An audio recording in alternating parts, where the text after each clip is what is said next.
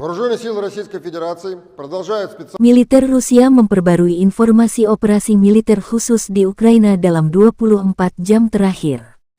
Juru bicara militer Rusia Letnan Jenderal Igor Konasenkov menyebut 29 Agustus siang hari atas perintah langsung dari Zelensky, pasukan Ukraina melakukan serangan balik ke tiga arah di wilayah Nikolaev dan Kherson.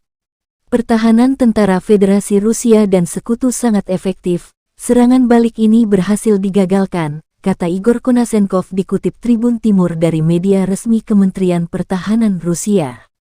Selama pertempuran, 26 tank Ukraina, 23 kendaraan tempur infanteri, 9 kendaraan tempur lapis baja lainnya hancur dan 2 pesawat serbu Su-25 ditembak jatuh.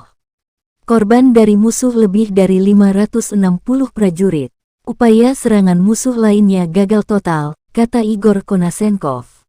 Secara total, 276 pesawat Ukraina dan 148 helikopter, 1.832 kendaraan udara tak berawak, 370 sistem rudal anti-pesawat, 4.408 tank dan kendaraan tempur lapis baja lainnya, 822 sistem peluncuran roket ganda, 3.354 artileri lapangan dan mortir, serta 5.126 unit khusus kendaraan militer dihancurkan selama operasi, kata Igor Konasenkov.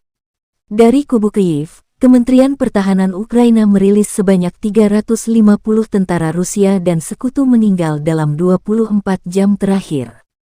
Total 47.100 tentara Kremlin tewas sejak awal konflik hingga hari 187. Presiden Ukraina Volodymyr Zelensky bersumpah mengusir penjajah Rusia dengan seluruh kekuatan yang ada. Keberanian tentara Ukraina akan diingat sejarah dan keserakahan penjajah akan dikutuk selamanya, kata Zelensky.